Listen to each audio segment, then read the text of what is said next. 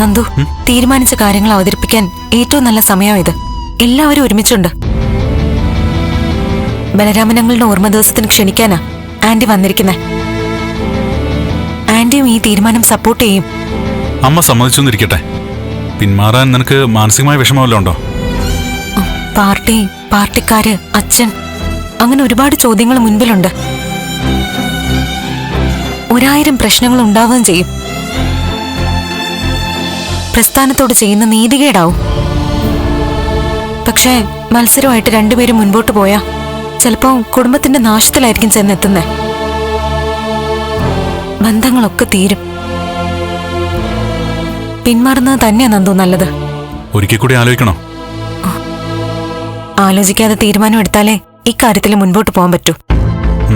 ശരി, വാ.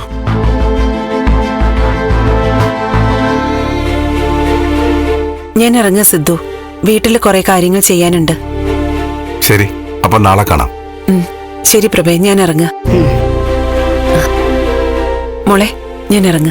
നന്ദൻ വരുമ്പോ പറഞ്ഞേക്ക്. ശരി ആന്റി. ആന്റി ഇറങ്ങാണോ?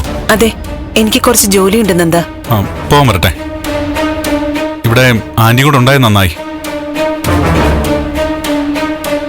എനിക്ക് വളരെ പ്രധാനപ്പെട്ടൊരു കാര്യം എല്ലാവരുടെ മുമ്പിൽ അവതരിപ്പിക്കണം. ദയവായി ക്ഷമയോടത് കേൾക്കണം. കേട്ടാൽ മാത്രം പോരാ, അത് അംഗീകരിക്കാൻ വേണം.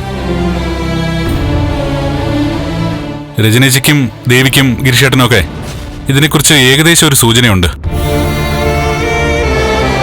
നീ കാര്യം പറ. നമ്മുടെ കുടുംബം ഒരു വല്ലാത്ത അവസ്ഥയിൽ നിൽക്കുക. ചന്ദ്രോത്തിപ്പോ ഒരു വീടുമല്ല, ഒരു കുടുംബമല്ല, ഒരു കെട്ടിടം. പരസ്പരം അറിഞ്ഞുകൂടാത്ത കുറച്ച് പേര് ഇതിനകത്ത് ഒന്നിച്ചു കഴിയുന്നു. അങ്ങനെ ഒരു ഫീലാ എനിക്ക്. നീ കാട് കയറാതെ കാര്യം എന്താണെന്ന് വെച്ചാ പറ. കണ്ടോ, ഒരു പ്രധാന വിഷയം കേൾക്കാനുള്ള സാവകാശം പോലും ആർക്കുമില്ല.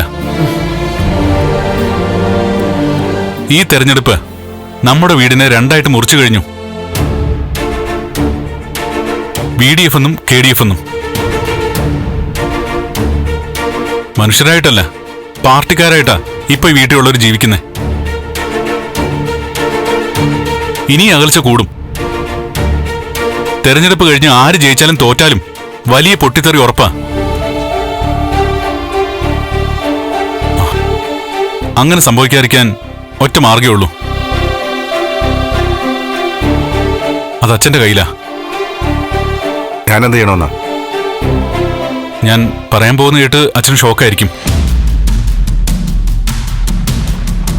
അമ്മയ്ക്കും ഉൾക്കൊള്ളാൻ പ്രയാസമായിരിക്കും.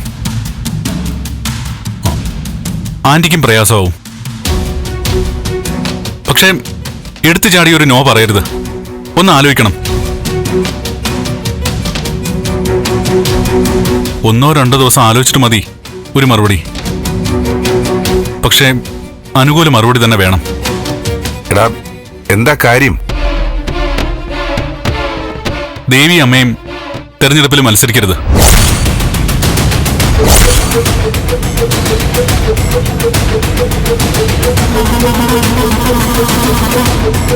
ദേവി പത്രിക പിൻവലിക്കണം. അമ്മ പത്രിക കൊടുക്കുകയും ചെയ്യരുത്. എടാ, അതൊക്കെ അച്ഛാ, എനിക്കറിയാം. നടത്താൻ വലിയ ബുദ്ധിമുട്ടുള്ള കാര്യം തന്നെയാ ഞാൻ അവതരിപ്പിച്ചത്. പക്ഷെ അത് നടന്നേ പറ്റൂ. ഇതല്ലാതെ മറ്റു മാർഗമൊന്നുമില്ല. കുടുംബ ബന്ധവും ജീവിതമൊന്നും ഇല്ലാതെ വെറും പാർട്ടിക്കാരായിട്ട് ജീവിച്ചിട്ട് കാര്യമുണ്ടോ? നന്ദൻ പറയുന്ന നേരെ അച്ഛാ. കുടുംബം രക്ഷപ്പെടാൻ ഇതേ മാർഗമുള്ളൂ. നേരാ. അമ്മയും ദേവികയും മത്സരിക്കുന്നില്ല എന്ന് പറയുമ്പോ നാട്ടിലും പാർട്ടിയിലും വലിയ പ്രശ്നങ്ങൾ നടക്കും. ബഹളവും ചോദ്യവും ഒക്കെ വരും.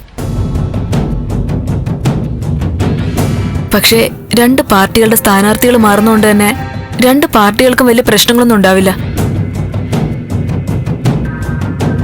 ഒരാൾ മാത്രം മാറുമ്പോഴല്ലേ കൂടുതൽ തർക്കമാവുള്ളൂ. നിങ്ങൾ പറയുന്നതിൽ കാര്യമുണ്ട്. പക്ഷേ എലിയെ പേടിച്ച് ഇല്ലം ചുടുന്ന പോലെ ആവോ? സംസാരിച്ച് പരിഹരിക്കാൻ പറ്റില്ലേ? സീറ്റ് തന്ന പ്രസ്ഥാനങ്ങളെ കളിയാക്കുന്ന പോലെ ആവില്ലേ ഈ പിന്മാറ്റം? പക്ഷെ ആന്റി, ഇവിടെ എല്ലാം പുകഞ്ഞോണ്ടിരിക്കുക. അമ്മ ഇപ്പൊ ആരോ വീട്ടിൽ കയറി ആക്രമിച്ചു. അതിൽ ഞാനും ഉത്തരവാദിയാന്നാ അമ്മ കരുതുന്നേ. എനിക്കും ഇതിനെപ്പറ്റി അറിയണം.